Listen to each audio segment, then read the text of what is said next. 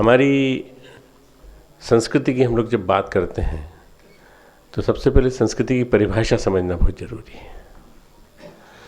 संस्कृति वो जिसमें कि संस्कारों के द्वारा श्रेष्ठतम कृति का निर्माण किया जाए। संस्कारों के द्वारा श्रेष्ठतम कृति का जो निर्माण करे वो संस्कृति। अब हो क्या गया है, आज की संस्कृति का मतलब होता है नाच गाना, खेल कूद, नृत्य कला, आर्ट, शिल्प, इन सब चीज़ों को संस्कृति माना जाता है। जबकि संस्कृति बहुत बड़ा शब्द है। संस्कृति अध्यात्म का पर्याय है। संस्कृति और सभ्यता दो शब्द हैं।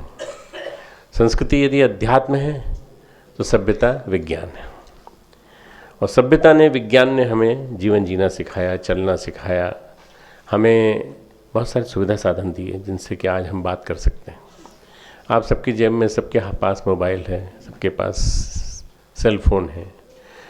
आप घर जाते हैं तो आपके पास टेलीविज़न सेट है, आपके पास और भी कई प्रकार के उपकरण होंगे, कपड़े धोने के लिए मशीनें हैं, सब कुछ है। ये सारा के सारा विज्ञान की खोज है। पर विज्ञान ने अंतर जगत में प्रवेश नहीं किया। अंतर जगत में प्रवेश संस्कृति करती है, और संस्कृति अंतर जगत में प्रवेश करके हमारे अंतर जगत को सद्गुणों से संपन्न बनाती है, श्रेष्ठता से संपन्न बनाती है। ये जो संस्कृति है ये श्रेष्ठतम कृति है भगवान की, और जो भारतीय संस्कृति है उसके पास सब कुछ है। मैं तो एक बात कहता हूँ बार बार कि और किसी के पास हो सकती सभ्यता हो सकता है हम थोड़े से असभ्य हों, कचरा फेंक देते हो बाहर, हम असभ्य ढंग से चलते हो सड़कों पे, हो सकता है, पर हमारे पास संस्कृति है।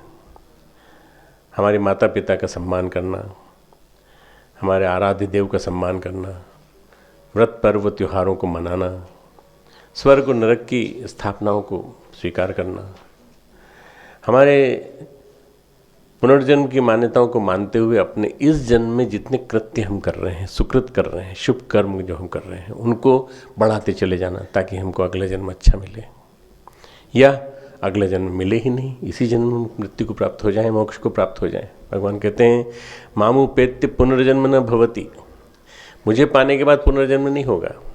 तो भगवान को पाने का प्रयास करना, भगवान की मान्यता, अवतारवाद, स्वर्ग और नरक की मान्यता, ये सारी हमारी संस्कृति की विशेषताएं हैं। ये सब चीज़ें आपको वेस्ट में नहीं मिलेंगी, पश्चिम में नहीं मिलेंगी। वहाँ ये सब चीज़ें नहीं हैं। वहाँ तो सीधा साधा है, खाओ पियो मौज करो, कितने दिन की ज़िंदगी है, जितने दिन की है उतने दिन खाओ पियो मौज करो। ये जो संस्कृति है ये हमको वास्तव में जीवन जीने की कला सिखाती है कि हमारी जीवन जीने का स्वरूप क्या होना चाहिए, हमें कैसे जीवन जीना चाहिए।